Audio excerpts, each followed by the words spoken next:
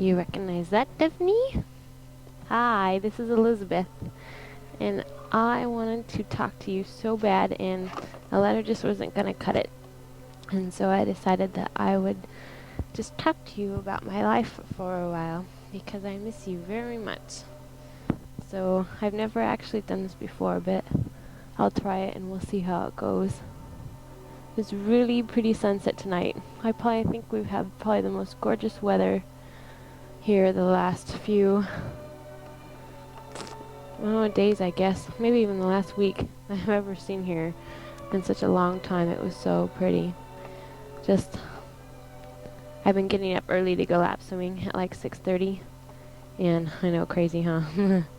And I'll get up and it's dark outside, and then like little by little as I'm swimming you can start seeing the sky turning pink, and then it gets real bright and the most beautiful sunrise. I guess I should be getting up more often before this last week, but today was time change day, so now I'm gonna have to get up at 5:30 if I want to see the sunrise. We'll see if that happens. Yeah, right, huh? But I don't know, I've been just trying to get lots of exercise and stuff, and it's working too. I've lost 13 pounds, and hopefully by the time you come home I'll have lost a lot more, so we'll see. Amy and Amy, the Amy's I call them, they don't like that, but I call them that anyway. Amy McLeod and Amy Fisher are both my swimming partners, but they've kind of ditched me the last week, the week that they got me started, and then I came every day except the day of my recital, of course, and they have not come, except Amy came in once. So. But last Friday, oh my gosh, the funniest thing, well, it wasn't really funny at the time, in fact I'm still kind of about it, was that I went on Friday and I get up at 6:30 to go to the pool for a workout, and I get in the pool, and then this one guy comes every morning, and he's just really cool. He's this black guy, and he's really cool. And he's like, man, there's a lot of chlorine in this pool, and the lifeguard's like, yeah, sorry, you know. And then he's like, yeah, you just watch so I don't fall in the bottom of the pool here. And they're like, woohoo, whatever. And, you know, they didn't really think that much of it. And so then I got in the pool, and I was like, man, this is, he's right, it is really strong. And so I was like, I'm glad I have goggles. And so I swam a couple laps, and then I was like, geez, it's like breathing fumes, because it was really cold outside and the water's really warm, and so like when it rise off the pool, it was like steaming, and so you could breathe it really easy. And I was like, this is bad. And I'm like, well, they probably wouldn't let us swim in this unless if it was unsafe, they wouldn't let us swim in it. So I'm like, oh, I want to get my workout. I got up early and I'm losing weight, and I can't miss one day. I go Monday through Friday, and then I don't have to run on the weekends. So anyway, I'm like, I want my workout, and so I swam, and then my throat and stuff started hurting, because I have to get the water in my mouth. There's no way you can swim without getting water in your mouth. And my mouth started feeling all weird, and I was just like, gross. And so I went and got a kickboard, and I was just doing leg exercises with my head out of the water. And then pretty soon, I was just like, this is crazy. I can't stay in here. I was in there for like 20 minutes, and I got out, and I was like, my mouth was really awful. I'm all that. There was a lot of chlorine. I told the lifeguard, and she's like, oh, yeah. And she didn't even care. But I was like, oh, okay, whatever. So I got out, and Amy had come that morning, but she was still swimming because she came late. And could not get the chlorine smell off my skin all day. I reeked. I tried everything. I tried soap. I tried, like, smelly stuff that you can put on your body. I tried everything, but it just would not come off. And people like Holly's like, yeah, I smelled you in chapel. I just didn't think anything of it, but I guess like later on we went there, and after I left, they had shut down the pool, and they made everybody get out, and because the chlorine level in the pool was so high that it was like toxic, and I was swimming in toxic water, and I got a chemical burn on my body, all over my whole body. It felt like I had a really bad sunburn for a couple days like that. It was really irritating, but and then I smelled pretty bad. I mean, it went away after a little bit, but every time I'd get wet, you could totally smell it. It was kind of funny. But anyway, so I survived swimming in toxic waters for 20 minutes, and my hair was like nasty. It was so coarse and dry, and my skin still is that way, kind of. It's really tight and dry. But I'm okay. I survived. But they had to drain a whole foot of water off the pool, and I can't believe they didn't check the acidity level of that before they let people swim in it. But anyway, so that's what I've been doing lately in my exercise realm. We had our Prism concert last night, and that went really good. It was like orchestra played Verdi's Nabucco, which is like an opera overture, and I had a duet with Justin in there. Fun, huh? Yeah, it was a trumpet oboe. I'm playing first oboe, not on the oboe, on the flute, but I'm playing first oboe for all the stuff except for the main concert. Then he's gonna hire somebody, but yeah, there's like a little trumpet flute thing, and it's really pretty. And trumpet oboe thing, I guess you could say. And we played in chapel first of all, in orchestra. Oh, we're playing the saber dance too by Catch a Train. You know, it goes. It's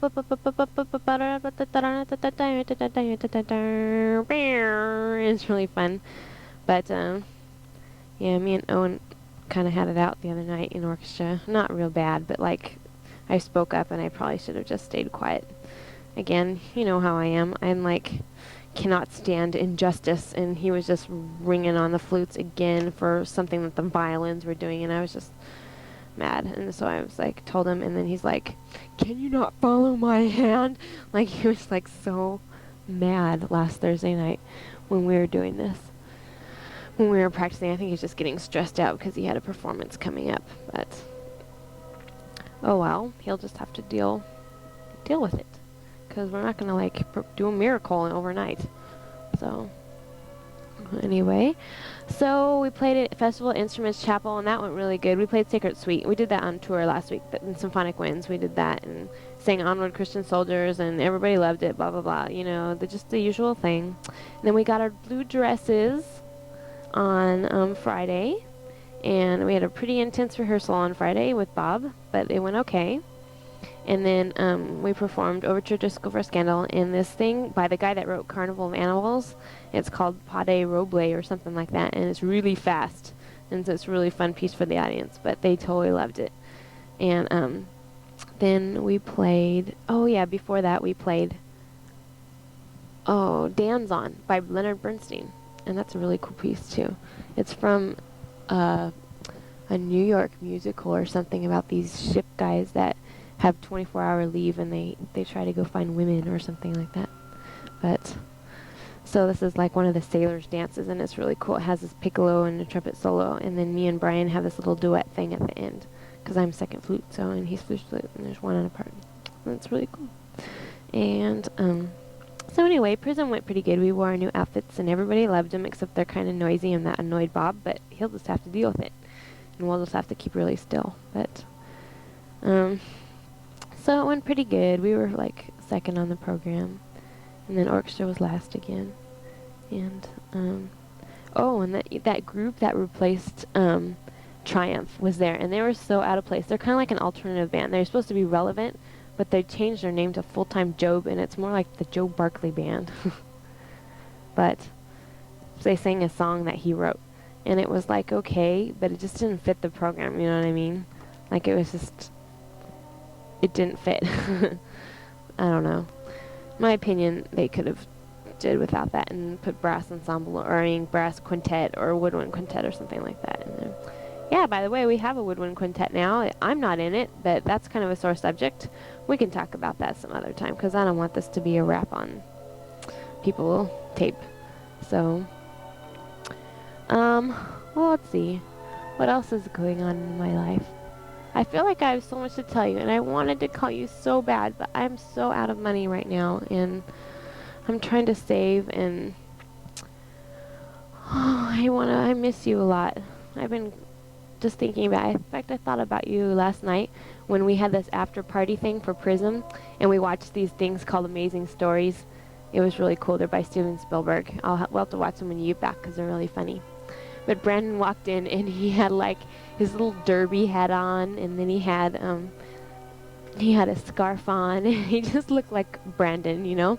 And I'm like, oh, Dephanie, because I know that you'd be like right there with wearing a scarf with them, and you guys are so artsy together. And so, he misses you so much, Dephanie. It's like sad. But oh, my recital! I forgot to tell you how my recital went. It went pretty good, and I hope I'm not like talking your ear off. I should probably like put some music on in between now and then. She might get sick of my voice, but it'll make up for all the times that I haven't gotten to talk to you yet this semester. But it's kind of weird that I'm just sitting in this empty room talking to you, and you're like thousands of miles away, and I probably won't even hear this for a couple weeks, but at least you'll get to hear my voice, right? And it's so beautiful right now. It's all low and raspy. Oh well. So anyway, my recital. Oh yes, I went to Virginia Mitchell's house and rehearsed, and it was very informal, and she's very much like a grandma. She's really sweet, nice lady, but and as far as everybody else is concerned, she accompanied me great and everything, and she did, and she saved me at the end of the Martineau. I skipped a beat really quick, and she just was right with me.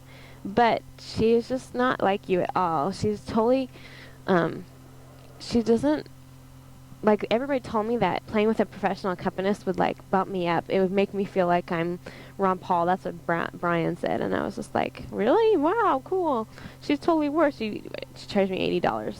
And I rehearsed with her for half an hour, and then she came and we performed a 5-minute piece. $80. And I wasn't too impressed with her musicality. Like, it was just kind of like she played it, and she played it perfectly, pretty much. But it just wasn't the way I wanted it at all. And when we didn't have time to fix it the way I wanted it, she couldn't come when Gary was there, and so it just didn't work out. And I don't know. I always say, Dephanie, you're my favorite accompanist, but it's totally the truth, because you have a passion for music, and it really comes through in everything that you do that's musically, not even just your solo literature, but it totally comes through when you're accompanying me. And I guess didn't realize what a gem I have when you're my accompanist. So I hope that we are definitely on for the Copeland next semester. It's going to be hard to get together, but it's going to be awesome. We are going to bring down the house.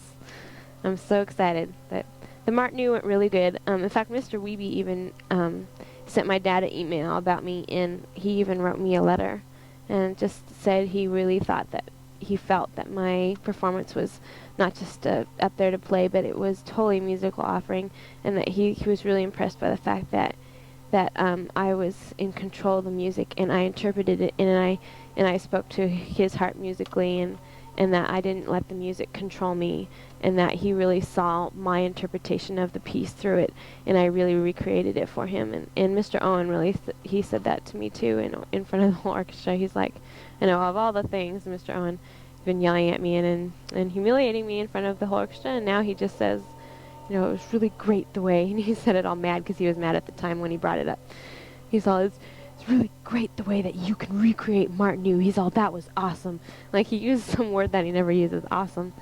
So it was really good, because I didn't feel super great about the performance. It was really scary because a couple days before probably like Friday, the things are on Thursday, the recitals on Thursday. Well, Friday I totally lost my sound. Like, it was just like when I was in 7th grade or something. Like, I don't know what happens. Gary just says it happens, and I was just like, not this week, because the week before I had just had probably the most beautiful sound on a flute I've ever had in my whole life. I'd been working so hard for it, and then all of a sudden it was just gone, and it was gone until, I'm not kidding, Wednesday morning. And talk about like total trust. I just had to go out there and just do it. And I was just so stoked when I finally got my sound back on Wednesday. I ran out of the practice room, and there was nobody but brass players around, and I just didn't know what to say. So I told them anyway, and they're like, okay, what is she talking about? And I didn't even understand. And then I told Crystal and Brian later, and they understood. And Gary totally understood, and he was really awesome about it, and really encouraged me. And in fact, he even told Bob that he was really impressed with what I've been doing lately. And so musically, I'm really coming along. It feels like I just ordered like $200 worth of stuff, like music and technique books, and whatever else did I order? Oh, a new metronome that's really good, and just some different pieces and stuff. But stuff that you would probably love to hear about. I know. Music theory stuff. Music technique stuff. So, well, oh, let's see, what else should I talk about here? Um, I don't know. Can you hear the music in the background? It's Legends of the Fall. I put it on just for you, and I know I need to send you a copy of the tape before you go out insane from not hearing it for so long. And I promise I will work on that. In fact, I'll even put a song on the end here for you. Um, but, oh, Dephanie, so much has happened in my life. And I don't know, maybe you can even hear it in my voice. Just, um, great things have been really happening in my life. I think I wrote you about it in one letter. I don't know if you ever got it. I've been having trouble sending mail to you. I don't know why. I sent it to the right address, but it's not even being returned to me, so maybe you're never even getting it. But just the Lord's been really working in my life. I think I told you about the Josh McDowell thing, and just on my birthday I was just really discouraged, and back on August 16th, and I was just like, what do I want for my life in this next year? I had just bought my new student calendar and the student calendar happens to go from a little bit before my birthday to my birthday, August 16th to 16th. And so it was exactly a year, and I was just looking at it and I was like, wow, this is a whole year and it's not even happened yet. I'm like, what am I going to do with my life? And I just thought really hard, and I'd been just having I hit a pretty rock bottom right about a couple weeks before that, and I was just really undisciplined in my life, and I was really far away from God, I felt like, and I was really skeptical. I think I was really having a hard time dealing with where I stood with God, and because I'd grown up in a Christian home my whole life, not being able to separate my relationship with God from this Christian culture that I've grown up in. Is church more than just a social place or a place where I can critique the music or a place where I learn academics or I learn about God, but not learn to know God. And I just finally, and I guess I've always known that I'd had that conflict, but it just finally really surfaced in me, and I was just like, it was decision time, and I knew it in my heart, and it took me about a month to really make that decision. I was just struggling really hard. I was really not depressed, but I probably wasn't the most exciting person and happy person to be around, and just wanted to spend a lot of time by myself. And this is probably one of the biggest changes I've ever made in my whole life, attitude-wise and just discipline-wise. And in fact, I just read a verse this morning that I had read back then, and it was just, and even Josh Neal had really encouraged me. Josh Neal, of all the people, about how he had told me how he had been working on disciplining himself, and just whipping his body into shape, letting him be the master of his body, and his body the master of him. And I just thought, you know what, I just need to do it. There's no excuse why my life should not be on track with God. There really isn't. I know that He's died for me, and it just like it, when I went to hear Josh McDowell speak, and he spoke about tolerance in our society and the Christian culture and how they're ignorant, and it, for some reason, and I've heard that whole message before. I guess it just shows how God works. Like, I almost didn't even go that night because I knew He was going to give the same message, but He just really spoke to my heart. I think God did, and I just saw so clearly how much of a sinner I was, and how much I needed God in my life, no matter what. Not if I felt like it or if I didn't feel like it, but I needed Him no matter what. And I needed to commit my life to that, and I needed to be disciplined, and I needed to put my part in on this relationship, and I needed to decide whether I even wanted that relationship or not. And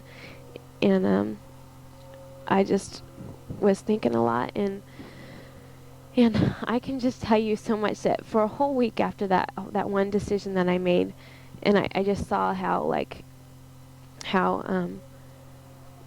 being in a Christian family, it was good for me, and then it introduced me to the Lord, but it's not going to carry me through my whole life. I can't just sit in that comfort zone, that I really need to search myself. And I think it's just that time in my life where my Christianity is becoming my own, and it's not just a family culture or the culture of, that I've grown up in. And so that was really exciting, and just for a whole week after I had decided that, and I talked to Larry for such a long time that night, people were like, "You look so different. What did you do?"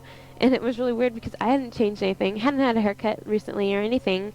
I didn't look any different physically, except that my whole inside of my heart had changed. God had given me joy. And that's what I told. Like one day, Crystal was just like, "Why are you so happy?" And I was just like, "You know what? God's giving me joy. That's why. There's nothing that, terribly great that, it's not like I've gotten engaged or, anything big like that. God's just giving me joy, and I'm so excited because I had had people praying for me. My mom especially, I remember when I was having that really hard time in August, she was just like, "What's the matter, Elizabeth? I need to pray for you." And we prayed, and I think my parents have really been uplifting me. They know I've been having a hard time. And so it's just really been awesome. Life just totally changes when you see it through the eyes of a person who's committed to loving God and seeing the world through His perspective, and you see people in a different light, and your life is given new meaning and a new hope and a new vitality. And I've been just working on a lot of different things. I guess like probably the first thing physically I've been working on getting in shape, and I've lost 13 pounds just working and exercising every day. And then I've been working on reading my Bible, and that part I've really been struggling with. And it seems like, getting up at 6:30 to lap one would be harder, but actually it's been harder for me to do my Bible study. And so you could probably pray for me too, even though you're in England. And I've been praying for you because I know how lonely you are and stuff, and it's different. But I just realized the power of prayer and how important that is. And that's one thing that I haven't been struggling with, is praying. I've just made my life a constant arena of prayer, just prayer for everybody, and thankfulness is probably the biggest thing that I've changed in my life, is realizing what an awesome thing I have in the salvation of the Lord, and what awesome friends I have. And I think I mentioned to you one time I had a talk with Justin one night, probably for about, 20 minutes, 30 minutes. But him, time is precious, and so it was a precious 30 minutes for him that he gave up to talk to me, and that really meant a lot to me, because he doesn't do that very much. And I talked to him, and he's just like, "How's your flute going?" And talked to me about my family, and I asked him if he wanted to come stay for holidays. If he didn't have a place to stay, he's welcome. And he said maybe he would, and he just was like, "You know what, the Lord is just so good. He's all the Lord will provide." He's talking about my flute, and then how he had a hard time this last summer eating and stuff. He didn't have a lot of food, and and I guess it was just those words that was right around that whole transitional time, and really encouraged me to pick out the awesome things in my life. I mean, Viola is just so neat, and I'm so glad I'm here. I'm so content in that God has put me here, and that even though I wanted to go to England, I'm so glad that I'm here now, because that possibly may not have made the decision that I did back in September, middle of September. And I wish you were here. But you're not, I know, but at least I'm talking to you, and I really wanted to tell you this. I wanted to talk to you so bad that weekend. I just couldn't even explain it. I cried so hard because you weren't here, and I wanted to talk to you. And I talked to Larry, and I talked to Jeff, and I talked to Brian, and then another exciting thing that's happened is that on Monday nights we have our flute sectional, and all of us take from Gary except for Faith Bascom, which is the new flute player, freshman, and so we've been praying because we think that, although he professes to be a Christian, he's been really struggling. He went through divorce and stuff, and, we know that he's really struggling with God, and so we've been praying for him that we could share. And I guess it's probably the end of September, in my lesson, I shared with Gary for probably half an hour, and it was just so incredible about how I had changed and how I needed to get it together with God, or just get my life right with God, and just to see where I stand, and to I told them the whole thing that I just told you. I was very open, which is unusual because we don't really talk. I have a hard time talking to him, and ever since then I have not had a hard time talking to him at all, and our lessons have been incredible. And I've been praying the Lord about that because I didn't want to, give my testimony and then have crappy lessons. That would be a real good testimony. But so anyway, that went really good, and it was really a blessing of the Lord, and I think that I hope that through my life example that I was able to help him out a little bit with his own life, maybe give some insight, or maybe cause him to think a little bit about his own life, and maybe the Lord will use me in that way. But I was just we were so excited, and they could not believe it, all the flute players, when I told them what had happened. Because of all the flute players, I talked the least, and I was the one that God chose to minister to him, and that was really incredible for me. But I've been talking a long time, huh? And I have a lot more to say. I have stuff that I want to tell you, but I'm supposed to meet Stacy. You know Stacy. I'm supposed to meet her in the cafe in 5 minutes, and I'm in the language lab. So I will have to continue this later. But I love you so much, Dephanie, and I'll be sure to get this tape to you as soon as possible. So I'll talk to you later. Love ya. Hello, Dephanie. I am back from dinner. It was just normal, pizza on Sunday nights, but it was pretty good tonight, so no complaints. I now have minty breath because of all the wonderful calf mints they put in there. Can you smell? So, well, oh yeah, there's this guy that was in the calf tonight, and his name is Kendall Coltis. I don't know if you've ever met him. Oh crap! I just turned my music off. Sorry, I've been using that word a lot, and I don't really like it, so I'm gonna try to stop using it. I don't think it's a very beautiful word. Okay, so there's this guy, Kendall, and he's from Washington. Him and Holly went to the same school, when they were in junior high, and they were boyfriend, girlfriend, that little, or I guess they, went around, how you say, do you want to go around with me? That was, the big thing when I was in junior high. So, they went out together, and, so anyway, he had really long hair, and then he cut it, and he looks really good now. But he was at this party. I went to a party, Dephanie, this whole weekend. I haven't done any homework. It's Sunday night right now, and I haven't done homework since Thursday. That's how bad I am this weekend. On Friday, I went out with the girls, and we got pumpkins, and we went to Ambrose Pizza, and then after that, they decided that they wanted to go to a costume party. And I was like, oh, a party? I don't know if I want to go. I don't know if I know any of the people and stuff. You know how I get all panicky about stuff like that. Well, I did, and so anyway, I went as a football player and got my brother's jersey. And I ended up taking it off when I was there anyway, because half the people weren't dressed. And I felt like a dork. So I took it off, and I guess I had a pretty good time. There was a lot of freshmen there, though, and it wasn't supposed to be a lot of freshmen, but... So anyway, back to Kendall, I guess. He was there, and, we just... I don't know how to explain this. Well, it was fun. There was, dancing and stuff, but I just couldn't bring myself to dance. I love to dance, and I think I do okay.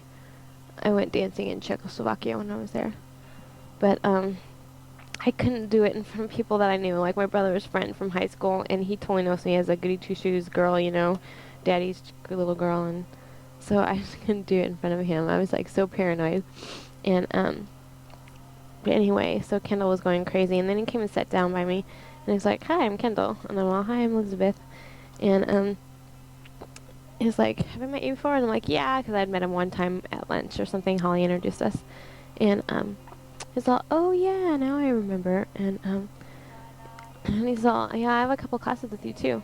And he's like, oh really, which ones? And I go, Acts and Old Testament. And he's all like, oh, okay. He's all, how'd you do on that Acts test the other day? Because we had a midterm. And I'm like, oh, I did pretty good. I got a 91%, which is a B+. Isn't that a ripoff?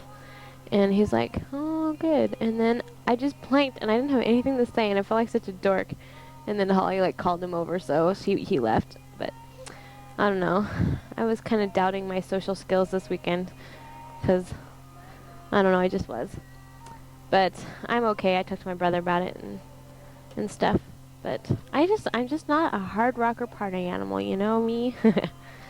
I'm kind of like, you have to get to know me and then you'll like me type person.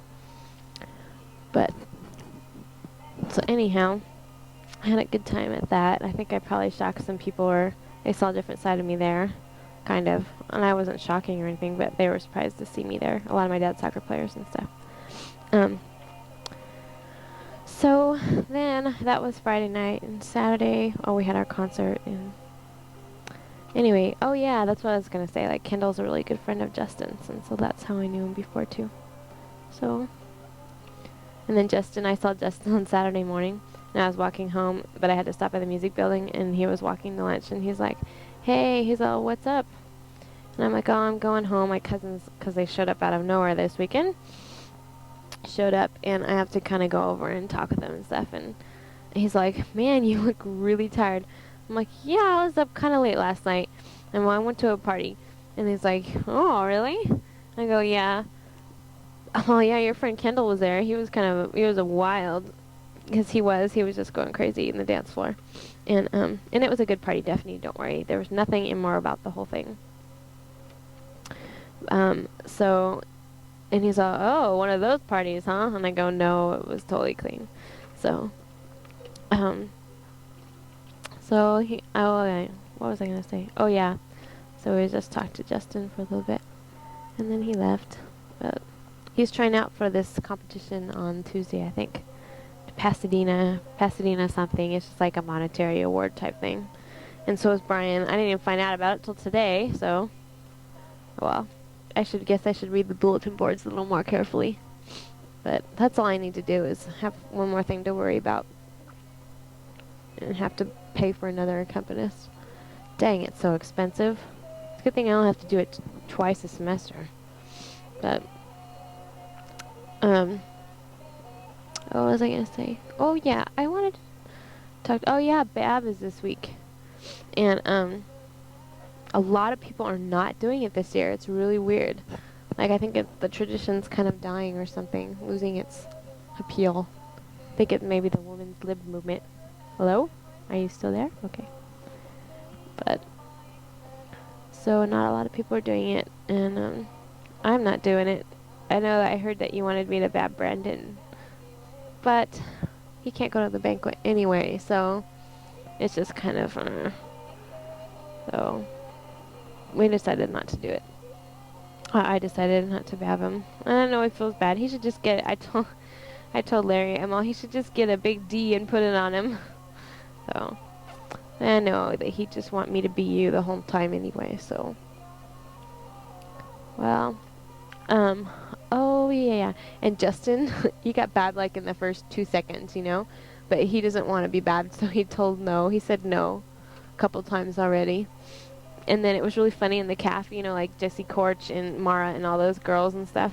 Like, they just, in the cafe, you know how it gets really wild? Well, of course you know, because you helped Sarah Bab Joel that once, I guess. And, so they were all sitting there, and then they just jumped on Justin for no reason. Like, they knew he didn't want to be bad. They just decided to dogpile him, pretend like they were a goon squad. And it was really funny. But I guess you had to be there, huh? I wish you were here. We could have a little two-way conversation. Especially, I don't know. Oh, I turned my music off again. Let me see if I can fix it. I'm kind of in a cranberries kick. I don't know how I discovered them. I just did. I like them. They're kind of relaxing to listen to. Something a little bit different than classical music all day and night. Me and Robert went out the other night. He wanted to go see a movie, so he wanted me to go with him, so I did. And then the new girl, Mashea, the flute player. And let's see who else. Oh, Brian went. And we went and saw a John Grisham movie called The Chamber. And it was so good. Oh, Dephanie, I was crying so hard. Gene Hackman did, like, probably the most awesome performance I've ever seen. He was like a guy that was on death row, and it was just really good. Made me think so much. It was just a really quality movie. And oh, so we went to that new AMC theater in Norwalk that has the 20 theaters or whatever, and it was really cool. I'd never been there, and it was cheap. So for our opening night of a John Grisham movie, it was cheap.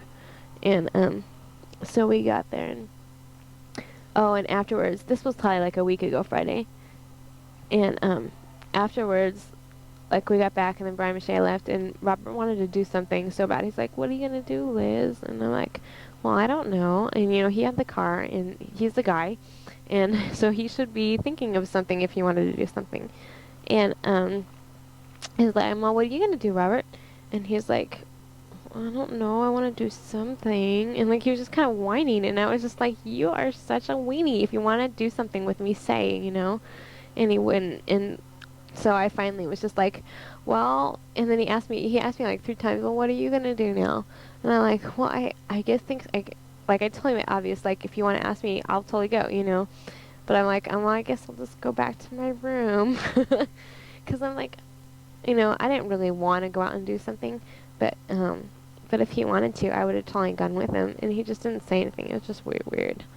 No, I was kind of like, you should have just asked, but he didn't. But anyhow, so that was fun, and I don't know. Well, I guess probably mostly what you'd probably want me to tell you that's important to me in my life, because I want you to be an important part of my life. And I've told all my closest friends. I told Holly, I told Stacy. I didn't tell Julie. I don't know why. I just didn't want to tell her. But I want to tell you, and it's just, remember how I was talking about the power of prayer and how that's really important. And well, I want you to be praying about this one situation. And I guess there's no much easier way than just to go ahead and describe it. And I've been trying to think of some creative way to segue into it, but it's just not working, so I'm just going to tell you. It's kind of funny, huh? I don't know how to tell you this. Ugh, it's so hard for me to talk about personal things, especially, you know what I'm going to say, huh? You're totally good. You'll totally guess it. And I wish this was a two-wayer, because I just want to see if you're going to guess what I'm about to talk about. And I'm probably driving you crazy, and you better not fast-forward this, so. Okay. Well, just lately, I guess within the last month, especially since my spiritual, revelation and change in my life and stuff, I've just been really, at that one night when Josh McDowell talked, and he was just really emphasized the marriage and family and how that's going to be the light of the future for Christianity, and how people will see that you're different by the kind of marriage that you have and the relationship you have with your husband, or with your wife if you're a guy, and just how important that is, and how we need to really be careful about that. And so we've been thinking, and I'd made my husband list last year. Did you do that, like make your husband list? I'm going to change the music here because this isn't really appropriate. Maybe I'll just turn it down. But my husband list, and I don't mean that I'm going out and like looking for a husband or anything, but that I'm definitely praying about what I feel may be a possibility, and it's totally not mutual right now, I can tell you. But I've just really been considering Justin Lovick as maybe, I don't know, someone who I really look up to and admire in that way. And I asked Holly to pray about it, and Ginger, and Stacy, and so they've been praying for me, and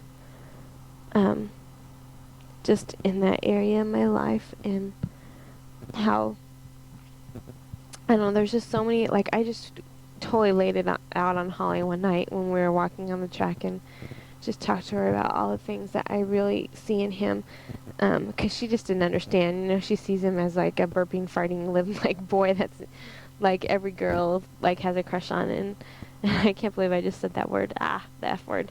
I can't stand that word, but but he's so much more than that, so much more, and he's such a complex person. I remember you wrote in one of your letters or something like, something about how complex he was, and you're so right. He's such a complex person, more than most guys, and there's just little things that people will say about it, and I'm like, that's so true.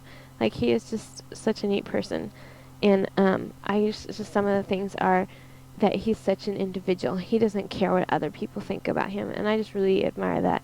I mean, he don't get me wrong, he cares about the image he portrays, but it's for it to be Christ-like. But and just the way that he is so disciplined, and that he has passion about what he does, and that his genuine caring nature for people, like, you can't believe. I mean, just like I remember on retreat, Mishaya, the new flute player, was just really depressed for some reason. She told, it was her self-esteem, she had said, and so we were talking about it, and Justin happened to be sitting there, and he's like, really? He's all, yeah, Satan can really attack you in that area, and he was just really concerned about her. And I noticed, and even now still, he just really kind of checks up on her once in a while, and I just think that is just so neat. And the way that he won't ever hurt a girl's feelings, even like if some girl's totally in love with him, he won't go break her heart or anything. He doesn't, which can be kind of frustrating sometimes. You don't ever know if you're hot or cold. That's what Robert said about Justin. That, that's the thing about him, is that you never know if you're hot or cold with him, because he's nice to everybody. But more than that, I can just see that he's really committed to what he does. He has such a passion for his music, and he really inspires other people. And he's been influential in my life in that area, and just his dedication and commitment to that. And we actually had talked about that during our talk that one night, and he played his piece for me that he was working on. And it was really good. But what else was I gonna say? Oh, about Justin, and the way that he just really loves his family, and he looks up to his family, and that's really important to me. That he sees family as really important.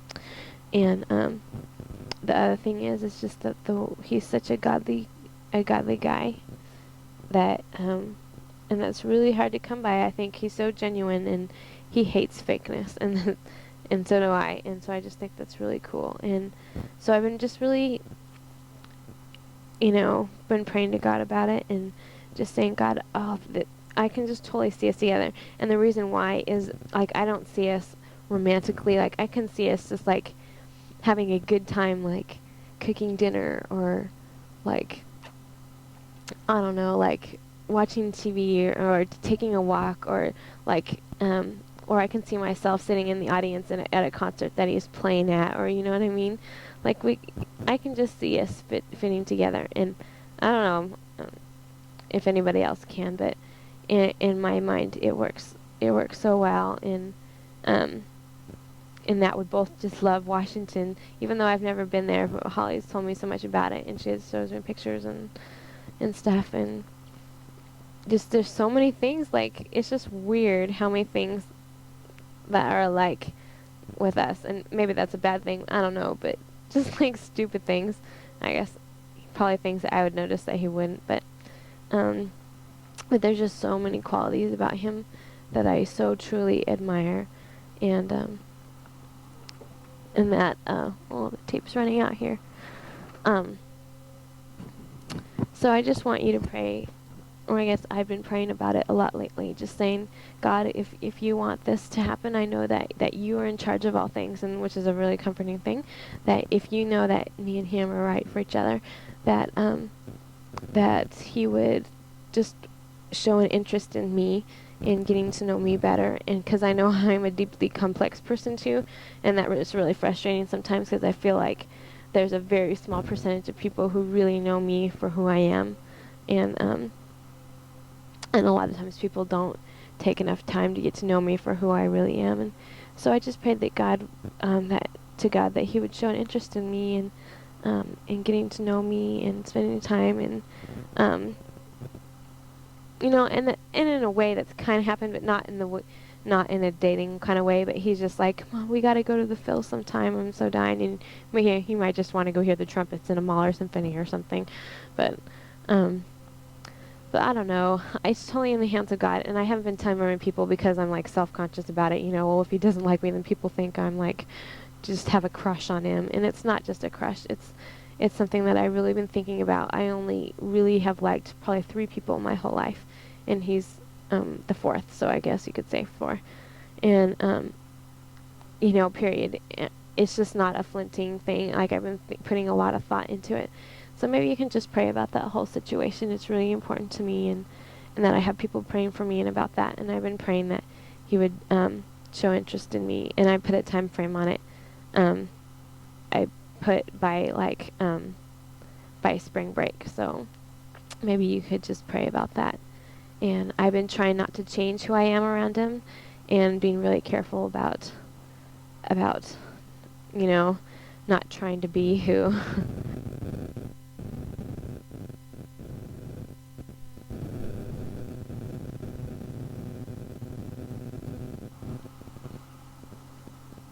Hello, I'm back. Sorry about that. I didn't realize it was cutting off so soon. But, well, anyway, to wrap that up, just to say that I've been really praying that God would mold me into and prepare me for marriage, because I definitely think that I want to get married someday. I used to think that I wouldn't mind being single, but I now have a desire to be married one day. I'm not saying that I'd want to be married right out of college. If that's what God has in mind, that's fine. But I'm saying that that one day I would, and he's definitely someone that I would be looking at. And so I just ask that you pray for that, and pray for God's will. And I know that if on Justin's part, if he decides that I'm not the one, then obviously this isn't a God ordained thing. So I'm not going to be discouraged about it. And I'm not going to fret about this, but just leave it up to God. And I don't know. I wish you were here. You could give me some advice and talk to me. But maybe you can write me a letter or something instead on email. Well, anyhow, it's been really good talking to you. It's kind of boring just to talk about yourself and not have anybody tell them about their self. It's not fun having a one-way conversation. But if this is the way we have to do it for now, that's the way it'll go. But I know that God put you in England for a reason, and I hope Sherry and everybody's doing okay too. It sounds like it's not really different than how you expected it, but hopefully you're learning a lot, and that God's really working in your lives over there. And you mentioned that you were probably coming home early. I was wondering how early you're coming home, and what were you going to be doing staying after? I was just wondering, like, if you're not going to travel anymore, if that's what you're giving up or whatever. But I promise I haven't told anybody. I know it's a secret, and you want to surprise Brandon. So I totally understand. He'd be totally stoked. But I guess my advice to you is just enjoy the time that you have there, because like everybody who's gone to England, they said that they were dying to get home, and I can understand that because I've been homesick before, or homesick for America at least, for sure. I can totally understand that. But they always said that once they got home, they were kind of wished that they hadn't spent most of their time over there homesick. Kind of like me in Prague. Remember, I got so homesick when I was there. I was like, didn't even take pictures or anything. I was so like anti-cultural emphasis or whatever. I was totally dying to be in America that day. But Prague is rad, huh? It's an awesome city. And I wish I would have gotten to hear some of the concerts they had there. They were doing a Beethoven, I don't know, Bach's. Oh, they're doing Bach's year, I forget, like 250 years from his death or something like that when I was there. But it was the anniversary of his death, and they were having this big old concert, and I missed it by like one day, and no one would go with me anyway. I'd pay all that money just to go to a classical concert. So maybe we can go someday and enjoy all the wonderful music that they have in Europe. So, 'cause I never got to hear any. It's just sad, but that's okay. I wonder if Sherry's in the orchestra. I haven't talked to her at all. I should probably write her or something. You know how good I am at writing, huh? But at least I'm sending you this audio card.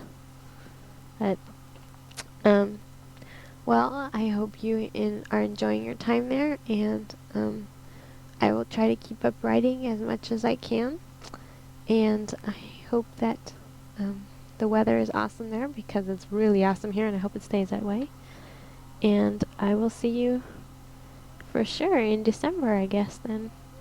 And I love you, Deph, and I miss you a lot, and I pray for you, and Symphonic Winds has been praying for you, and we've been telling them what an awesome person you are, and we've been telling the freshmen who you are, and so they're all going to know you when you come home, because we've been praying for you steadily on Monday nights. In fact, you can even, tomorrow night I'm leading devotions, and I was going to ask you to pray for me, but you won't get this until 2 weeks after I would have given those devotions, so never mind.